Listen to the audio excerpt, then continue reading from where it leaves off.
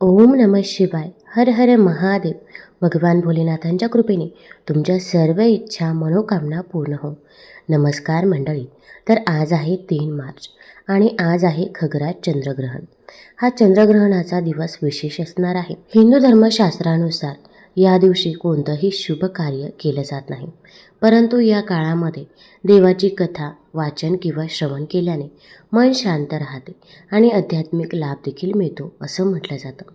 चंद्रग्रहण हा चंद्रदेवासाठीही स्मरणाचा काळ आहे. तर आज आपण खग्रास चंद्रग्रहणाची कथा ऐकणार आहोत.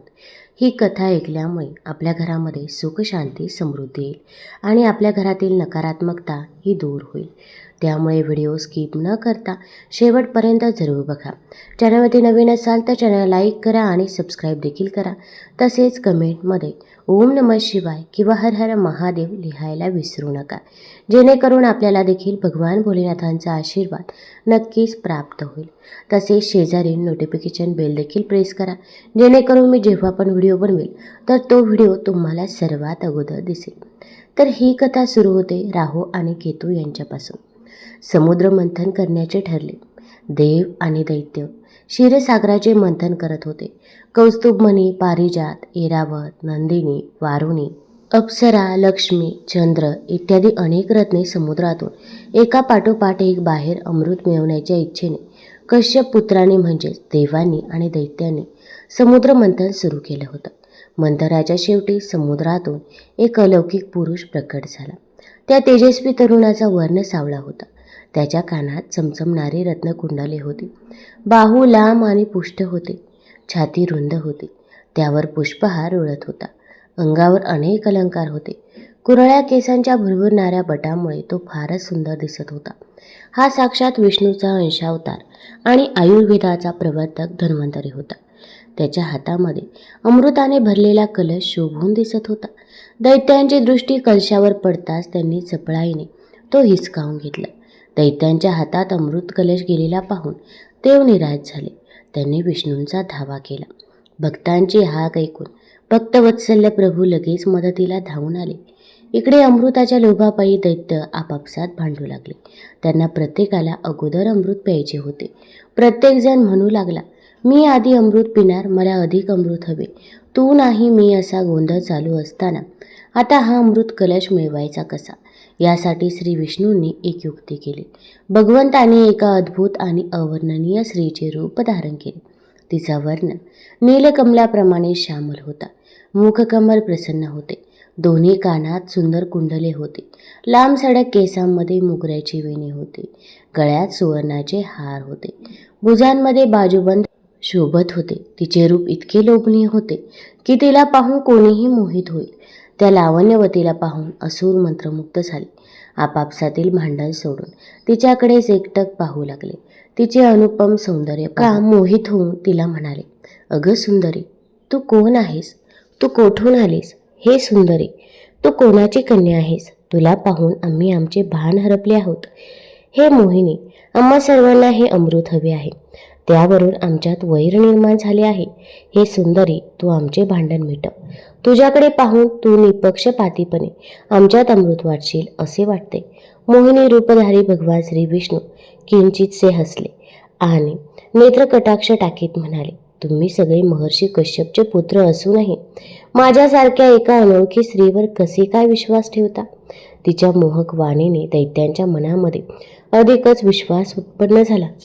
त्यांनी मोठ्याने हसून अमृताचा कलश मोहिनीच्या हातात दिला. मोहिनीने अमृत कलश हातात घेतला आणि म्हणाले, तुमचा माझ्यावर विश्वास आहे ना? मग आता मी जे सांगेन ते तुम्ही मान्य असेल तरच मी हे अमृत वाटेन. तिच्यावर मोहित सौंदर्याने अंध झालेल्या दैत्याने तिला लगेचच होकार दिला. त्यानंतर सर्व देव आणि दैत्य स्नान करून नवीन वस्त्रे परिधान करून आले. गळ्यात पुष्पमाला आणि दागिने घालून आले. भव्य मंडपामध्ये स्थानापन्न झाले. हातात अमृत कलश घेऊन मुरडत मुरडत पावले टाकीत मोहिनी तेथे आली. तिच्या नुपुरांच्या सगळे मंत्रमुग्ध झाले.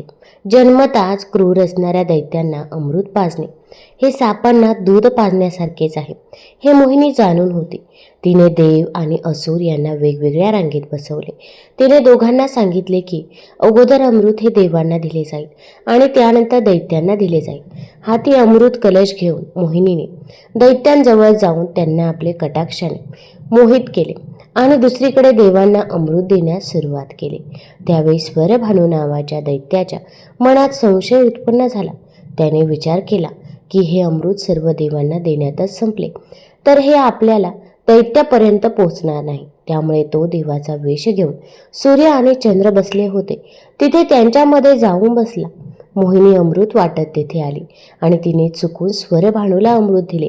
तितक्यात चंद्र आणि सूर्याने तो देव नाही असे मोहिनीला खुणेने सांगितले.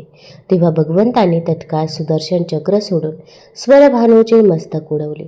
पण तोपर्यंत त्याने अमृताचे 2-3 थेंब प्राशन केले होते. अमृताचा स्पर्श झाला असल्याने त्याचे धड आणि शिर वेगळे झाले तरी जिवंत राहिले. त्यांचे राहू आणि केतू नावाने 2 ग्रह तयार झाले. त्याचे डोके राहू नावाचा ग्रह बनले आणि धड केतू ग्रह म्हणून ओळखला जाऊ लागला. ते आकाशमार्गाने जाऊ लागले असता सूर्य व चंद्राला म्हणाले, तुमच्यामुळे आमच्यावरती ही वेळ आली. आता अमावस्या आणि पौर्णिमा आली की मी तुम्हाला खाणार, ग्रहण करणार. आतापर्यंत बहुतेक देवांचे अमृत पिऊन झाले होते. भगवंताने मोहिनी रूप आवर्ते घेतले आणि तेथून निघून गेले. दैत्यांना तेव्हा लक्षात आले की मोहिनीने त्यांना अमृत दिलेलंच नाही. संतापून दैत्यांनी देवांवर हल्ला चढवला. देव आणि दैत्यात फार मोठं युद्ध पेटले. यावेळी अमृत पिऊन विशेष शक्ती मिळवलेल्या देवांनी दैत्यांना हरवले. आता आपण राहू केतू यांच्याबद्दल बघूया. राहू केतू सूर्य, चंद्र आणि पृथ्वी एका प्रतलात येतात तेव्हा पृथ्वी किंवा चंद्राची सावली एकमेकांवर पडते.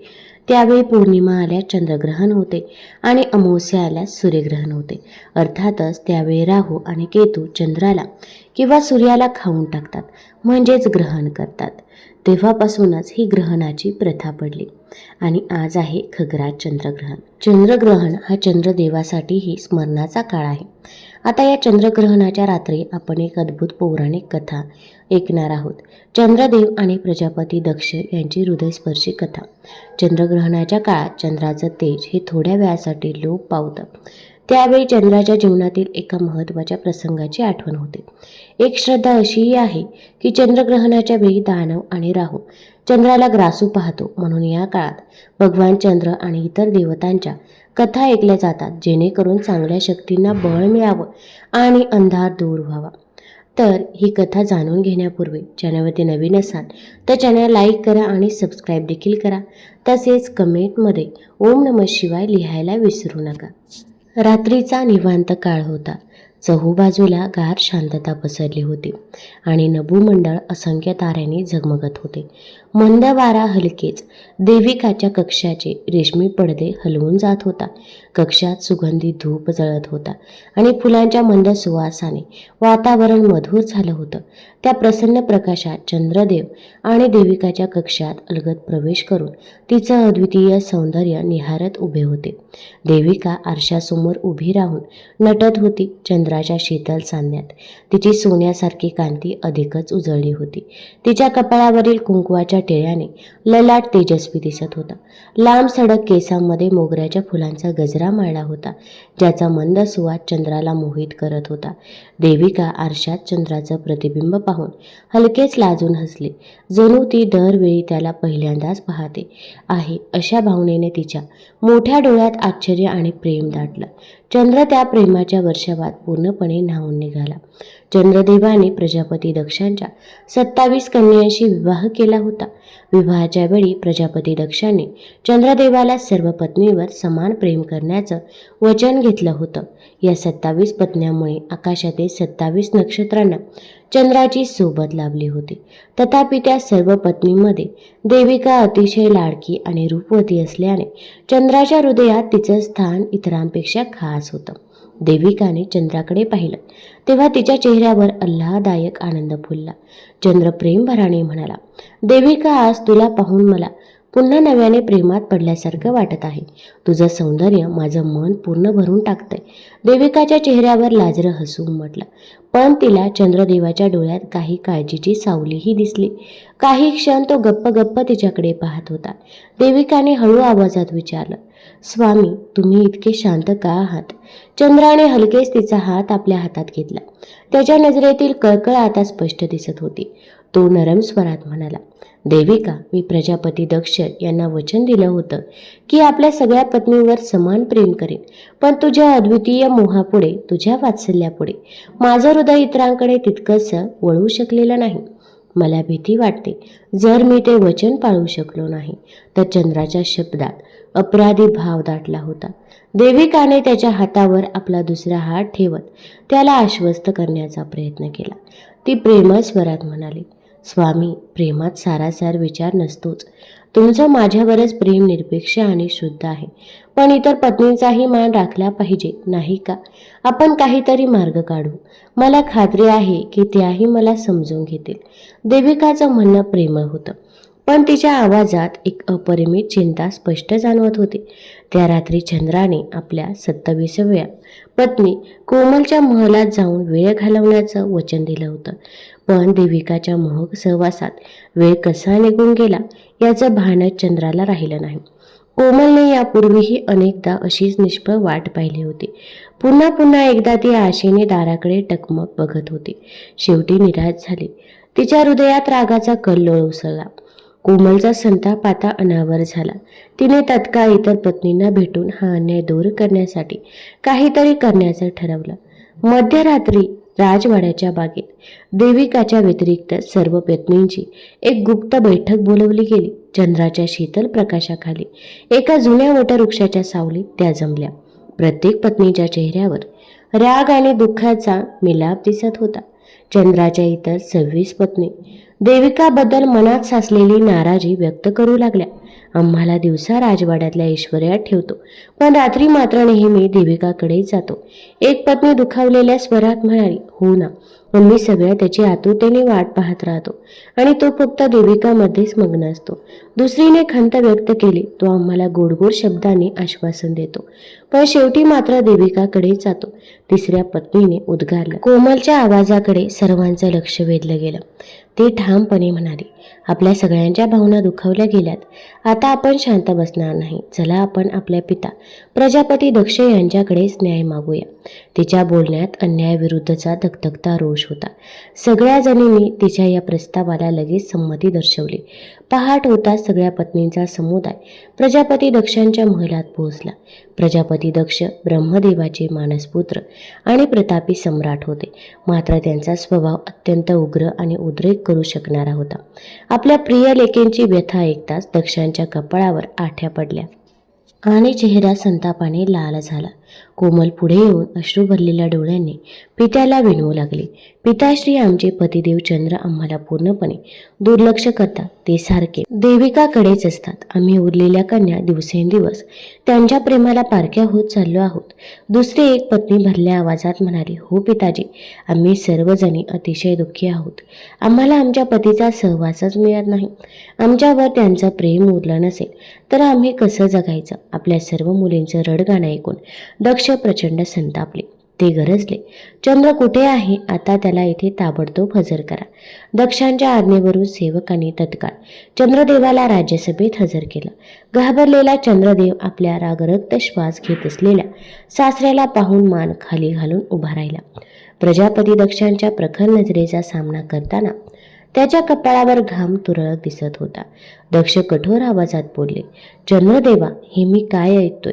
तू मला दिलेलं वचन मोडलेस. तू माझ्या सर्व लेकींसोबत समान वागणूक ठेवणार होतास. मग हा पक्षपात का? चंद्राने हात जोडले आणि नरम सुरात म्हणाला, प्रजापती, मी प्रत्येक पत्नीच्या राहण्याची उत्तम व्यवस्था केली आहे. त्यांच्या प्रत्येकासाठी स्वतंत्र भव्य महाल, समान सेवक, चाकर सारखे ऐश्वर्य मी पुरवलं. मी त्यांचा यथाशक्ती मानपानही राखतो. दक्षाने रोखून प्रश्न केला, पण केवळ प्रत्येकीसोबत समान वेळ घालवतोस का? की तू फक्त देविकाकडेच असतो? हे म्हणतात ते खरं आहे का? हे शब्द ऐकून चंद्र निरुत्तर झाला. काही क्षण त्याच्याकडे काही उत्तर नव्हतं. अखेर त्याने सत्य कबूल केलं. महाराज, मला मान्य आहे, देविका मला सर्वात अधिक प्रिय आहे. इतरांवरही मी प्रेम करतो, पण होय, देविकावर माझा जीव जास्त आहे. प्रेम हा तसा भाव आहे की तो सारख्या प्रमाणात वाटता येत नाही.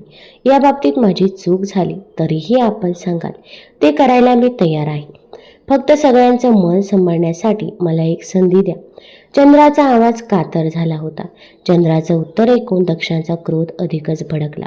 जावयाचं हे उत्तर त्यांना अजिबात मान्य नव्हतं. ते संतापाने थरथरत ओरडले, दुष्ट आहेस तू. माझ्या मुलींना दुःखी करून सुखाने राहशील असा विचार करण्याची तुझी हिंमतच कशी झाली. हे बोलताच प्रजापती दक्षांच्या मुखातून शापाचे शब्द सुटले. जा चंद्रा, तुला माझा शाप. दर दिवशी तुझं तेज क्षीण होत जावं आणि शेवटी तू पूर्णतः नाहीसा होशील.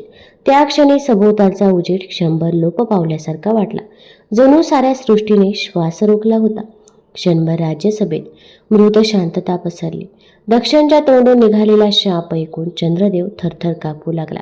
त्याचा चेहरा पण पांढरा पडला आणि शरीरातील प्रकाशाची ज्योत मंदावू लागली. हा अनर्थ पाहता सगळ्या पत्नींच्या चेहऱ्यावर भयाचे काळे ढग दाटून आले. कोमलला आपल्या कृत्याचे भीषण परिणाम उमगले. ती तत्क्षणी पित्याच्या पायांवर कोसळली आणि म्हणाली, क्षमा करा पिताश्री, आम्ही फक्त आमच्या पतीचं प्रेम परत मिळावं म्हणून आपल्याकडे आलो होतो. असा भयंकर शाप देऊ नका. ते पूर्णपणे नाहीसे झाले तर आमचे सर्वस्व हरपेल. इतर सर्व कन्या देखील शोकाकुल झाल्या. एकमेकींच्या पाठोपाठ त्यांनीही पित्याच्या चरणावर पडून म्हणाल्या, बाबा, आपला शाप मागे घ्या. चंद्रदेव नाहीसे झाले तर आम्ही जगू शकणार नाही. दक्षांचा श्वास जोराने चालू लागला. त्यांच्या रागाची धग आता उतरू लागली होती आणि आपल्याच तोंडून निघालेले शब्द ऐकून त्यांनाही भीती वाटली. त्यांच्या डोळ्यात पश्चातापाची छटा दाटली. ते दुःखी स्वरात म्हणाले, मला माफ करा माझ्या लेकींनो. रागाच्या भरात मी अत्यंत कठोर पाऊल उचललं, पण एकदा उच्चारलेला शाप माझ्या हातूनही मागे घेता येणार नाही. दक्ष काही काळ सुन्न उभे राहिले. थोड्या वेळाने त्यांनी भरकन शांत आवाजात सुचवलं, कदाचित महादेव शंकरच काही मार्ग काढू शकतील. त्यांच्या शरण जाण्यातच आता तुमचं कल्याण आहे. दुःखात बुडालेल्या चंद्रदेवाला आता पुढचा मार्ग सुचेना असा झाला होता. त्याने अश्रू भरलेल्या डोळ्याने शेवटच्या आशेने आकाशाकडे पाहिलं. पत्नीकडे हतबल होऊन एकमेकींना बिलगून रडत होत्या. थोड्या वेळाने चंद्रदेव आपल्या निवासस्थानी परतले. आता त्यांच्या चंद्रकलेचा फारसा प्रकाश कमी झालेला होता. देविका धावत येताच पतीचं विवर्ण रूप बघून स्तब्ध झाली. तिचा तेजस्वी पती असा निराश आणि मलूल झालेला तिने कधी पाहिलाच नव्हता. देविकाच्या डोळ्यात अश्रू तरळले. ती कापऱ्या आवाजात म्हणाली, स्वामी, हे काय होत आहे? आपलं तेज असं का फिकं पडत चाललंय? मला सगळं कळलं आहे. हा शाप तुमच्यामुळे नव्हे, माझ्यामुळे झाला आहे. मीच तुमचं लक्ष स्वतःकडे खेचून इतर पत्नीकडचे मन हटवलं. माझ्यामुळे तुम्हाला हे भोगावं लागत आहे. ती हुंदके देऊ लागले. चंद्रदेवाने थरथरत्या हाताने देविकाचे अश्रू पुसले. तो हलकेच म्हणाला, देविका, असं म्हणू नकोस. तुझा काही दोष नाही. माझंच प्रेम मी समतोल राखू शकलो नाही. पण आता वेळ कमी आहे. माझं तेज रोज थोडं थोडं क्षीण होत जाईल. मला महादेवांच्या चरणी जाऊन शरणागती पत्करावी लागेल. देविका डोळे पुसत निर्धाराने चंद्राचा हात धरला आणि ती म्हणाली, मीही येते तुमच्यासोबत. आपण दोघे मिळून महादेवांची आराधना करू. मी तुम्हाला एकटं जाऊ देणार नाही. तिच्या स्वरात अडळ निश्चय होता. चंद्राने मंद हसत तिच्याकडे पाहिलं आणि अलगद मान हलवली. तो हळुवारपणे म्हणाला, प्रिय देविका, तुझी साथ मला अमूल्य आहे, पण ही तपश्चर्या मला एकट्यालाच करावी लागेल. हा माझ्या श्रद्धेची आणि प्रायचित्ताची परीक्षा आहे. तू इथे राहून माझी वाट पहा. मला विश्वास आहे मी परत येईन. देविकाची अवस्था त्या क्षणी अमावस्येच्या चंद्रासारखी झाली होती. दुःखानं तिचं रूप काळवंडलं. ती रडवलेल्या आवाजात म्हणाली, स्वामी, लवकर परत या. मी दररोज देवाजवळ प्रार्थना करेन. चंद्रदेवाने काही न बोलता अलगदपणे देविकाचे हात आपल्या कपाळाला लावले. निरोपाचा एक अश्रू देविकाच्या हातावर टपटपला. क्षणभर दोघेही निशब्द उभे राहिले. शेवटी चंद्रदेवाने स्वतःला सावरलं. प्रिय पत्नीला अंतिम आलिंगन दिलं आणि महादेवाच्या कृपेची आशा मनात ठेवून तपासाठी निघून गेले. चंद्रदेव आपल्या रथातून थेट पृथ्वीवरील प्रभास तीर्थक्षेत्री पोहोचले.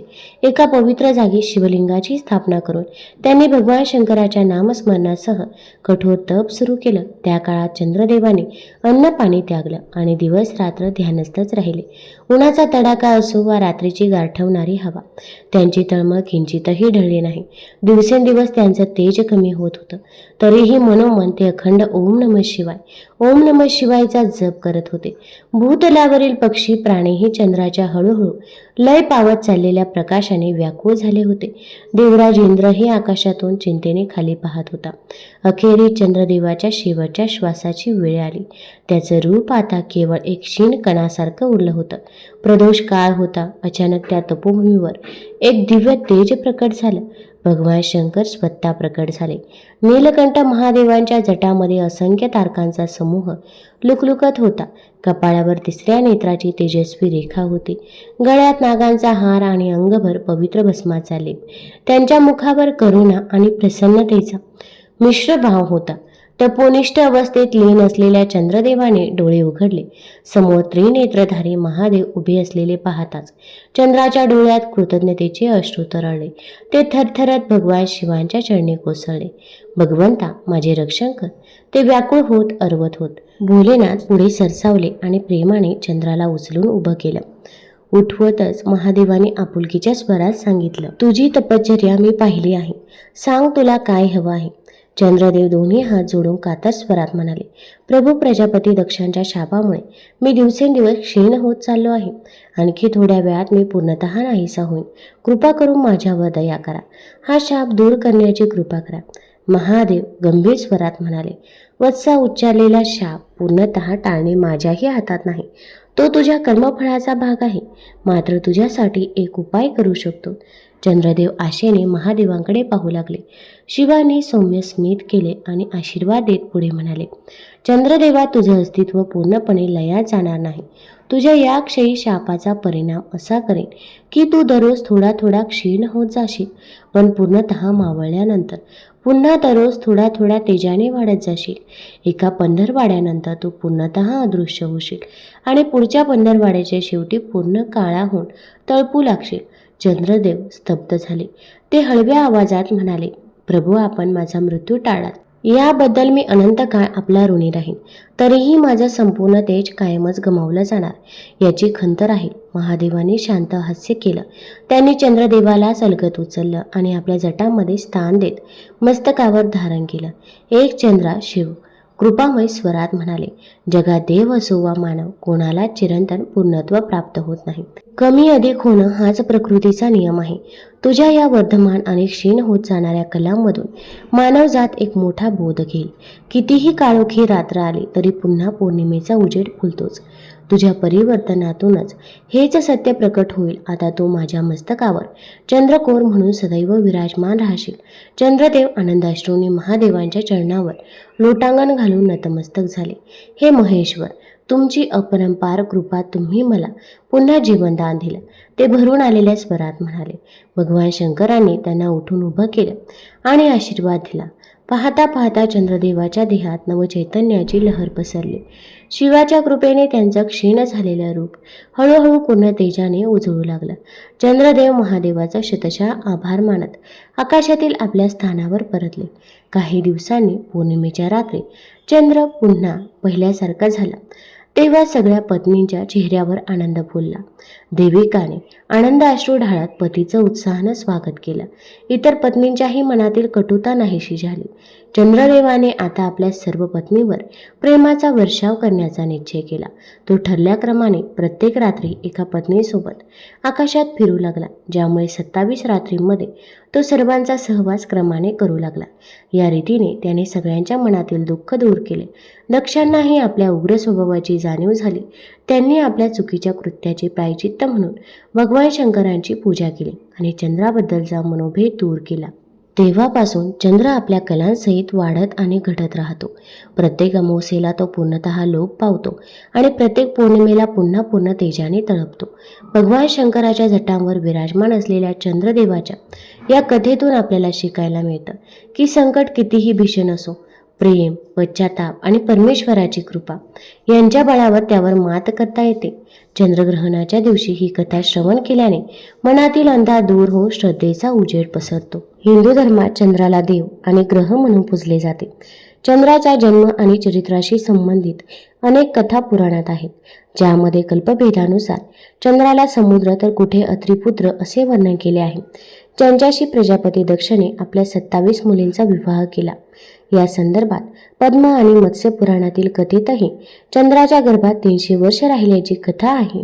पुराणानुसार पूर्वी ब्रह्मदेवाने आपला मानसपुत्र अत्री याला विश्वाची निर्मिती करण्याची आज्ञा दिली होती. यावर महर्षीने कठोर तपश्चर्या केली.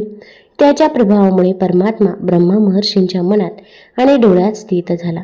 त्यावेळी माता पार्वतींसोबत भगवान शिवानेही अत्रीचे मन आणि डोळे आपले अधियम केले होते, ज्याला पाहून चंद्र शिवाचा ललाट चंद्र म्हणून प्रकट झाला. त्यावेळी महर्षी अत्र्यांच्या डोळ्यातील पाणी असलेला प्रकाश खाली सरकू लागला. त्यामुळे संपूर्ण जग प्रकाशाने भरून गेले. दिशाने ते वैभव स्त्रीच्या रूपाने गर्भात घेतले. त्यानंतर तो 300 वर्ष त्याच्या गर्भातच राहिला. दिशाला जेव्हा ते सहन होत नव्हते तेव्हा तिने त्याचा त्याग केला. त्यानंतर भगवान ब्रह्मदेवाने तो गर्भ उचलून त्याला तरुण केले. ते त्याला त्यांच्या जगात घेऊन गेले. त्या माणसाला पाहून ब्रह्मर्षींनी त्याला आपला स्वामी बनवण्याची चर्चा केली. यानंतर देव, गंधर्व आणि वैद्य यांनी ब्रह्मलोकातील सोमदैवत नावाच्या वैदिक मंत्राने चंद्राची पूजा केली. त्यामुळे चंद्राची चमक आणखी वाढली. मग त्या जलद गटातून दैवी औषधे पृथ्वीवर प्रकट झाली. तेव्हापासून चंद्राला औषधीश देखील म्हटलं जातं. यानंतर दक्ष प्रजापतीने आपल्या 27 मुली चंद्राला पत्नी म्हणून दिल्या. चंद्राने 10 लाख वर्ष भगवान विष्णूंची तपश्चर्या केली. त्याच्यावर प्रभावित होऊन देवाने त्याला इंद्रलोकात विजयी होण्यासह अनेक वरदान दिले. तुम्हाला जर या कथा आवडल्या असतील तर चॅनल लाईक करा, सबस्क्राईब करा आणि आपल्या मित्रपरिवारासोबत जरूर शेअर करा. धन्यवाद.